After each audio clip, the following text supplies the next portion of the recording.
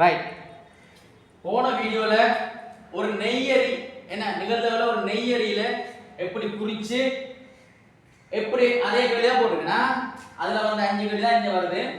எப்படி விட கொடுக்குறேன்னா அந்த போன வீடியோவை பார்த்துக்கொள்ளுங்க. இப்போ நான் படிக்கிறது மரவரி படம் இல்லையா? நீங்க கேள்விப்பட்டிருப்பீங்க.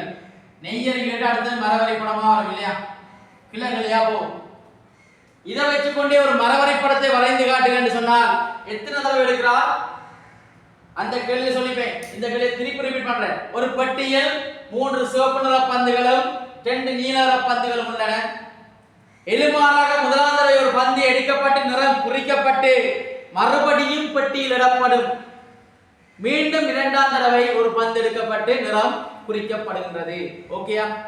ரைட். அப்ப எத்தனை தடவை எடுக்கிறா? 2 தடவை. கவனமா பாருங்க. நாம சிவப்பு ஆரஞ்சு எடுக்கிறேன், நீலத்தை ப்ளூ எடுக்கிறேன். முதலாம் கிளை இப்படி வருது இல்லையா? அப்ப இதுல எழுதுங்க முதலாம் தடவை. முதலாம் தடவை. அதுக்கு பிறகு இன்னொரு கிளை இப்படியே போகும். ஏன்னா இரண்டாம் தடவை வருதா இல்லையா? வடிவா போறோமா இல்ல?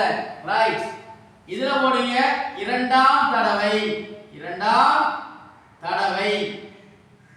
R P. அதே மாதிரி இங்கே ஆர் பி ஆர் பி. மொத்தம் பட்டியல எத்தனை பந்து இருக்கு? 5 பந்து இருக்கு இல்லையா? 5ல எத்தனை சிவப்பு? அப்ப நடுவுல போடணுமா? சரியா போட்டு நடுவுல போடணும். 5ல 3 சிவப்பு, 5ல 2 என்னவா இருக்கு? புளுவா இருக்கு இல்லையா? ஈஸி தானே? அப்ப முதலாம் தடவை எடுக்கப்பட்ட பந்து மறுபடியும் விடப்படுதா இல்லையா? மீண்டும் இரண்டாம் தடவை எடுக்கும் போது உள்ள பட்டியல எத்தனை பந்து இருந்திருக்கு? 5 தானே? அப்ப 5ல் எத்தனை மறுபடியும் எடுக்கும்போது எத்தனை இருக்க போகுது? 3. 5ல் 2 மறுபடியும் 5ல் 3 5ல் 2. இவ்வளவுதான் விஷயம். மீண்டும் விடப்படும் சந்தர்ப்பமா? ரைட். அப்ப இதுல பாருங்க ஆர்ஆர் ஆர்பி பிஆர் பிபி. சில பேர் பெருக்கிற மாதிரி எல்லாம் காட்டுவீங்க. காட்டி போட்டு அங்க கொண்டே பிரமாணம் போடுவீங்க. அது ஓகே. எப்படி பெருக்கிறது? இதுல பெருக்கலாம். ஒரு சைடுல 5ல் 3 தர 5ல் 3. அப்ப 5 எவ்வளவு? 25 மேல் 3 9 என்ன? இத பெருக்கினா 5ல் 3 தர 5ல் 2 எவ்வளவு வரும்? 5 25 மேல் 3 2 6. இது 5ல் 2 தர 5ல் 3 எவ்வளவு வரும்? 5 25 3 6. இத பெருக்கினா 2 கீழ் 5 தர 2 கீழ் 5 2 4 5 25. ஓகே. இப்படி சைடுல பெருக்கி போட்டாலும் சரி. இல்ல நம்ம கேக்குற கேள்விக்கு பெருக்கினாலும் சரி. முதலாம் கேள்வி இரு தடவையும் ஒரே நிறம் கிடைத்தால் என்ன ஆங்கில எழுத்து பாருங்க. RR RB BR BB. ஒரே எழுத்து வரா ஒரே நிறம் என்ன? அப்ப ஆர்ஆர் பிபி. அப்ப ஆர்ஆர் பிளஸ் பிபி. அப்ப ஆர்ஆர் எவ்வளவு வந்திருக்கு பெருக்கி? 25 மேல் 9. பிபி எவ்வளவு வந்திருக்கு? 25 மேல் 4. ஓகேயா?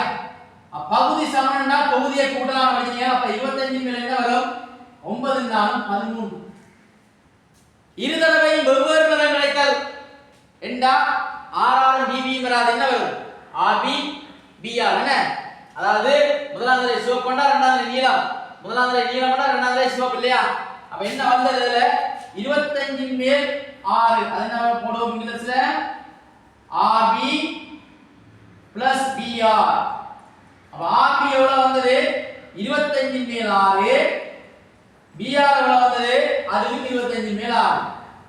அப்ப கூட்டினா எவ்வளவு? 25 மேல் 6 மாறு 12. ஓகேயா? அடுத்து குறைந்தபட்சம் ஒரு தடவை நீலம் கிடைத்தால் என்ன? சிவப்பு சிவப்பு மட்டும் வரக்கூடாது. ஆர்ஆர் மட்டும் வரா என்ன? மிச்சம் எல்லாம் மட்டுமா இல்லையா? அந்த 3ஐ கூட்டி விடுங்க. 25 மேல் 6 பிளஸ் 25 மேல் 6 பிளஸ் இதுல பிபி எவ்வளவு வந்தது? 25 மேல் 4. அதாவது என்னது பண்ணாங்க? RB plus BR plus BP.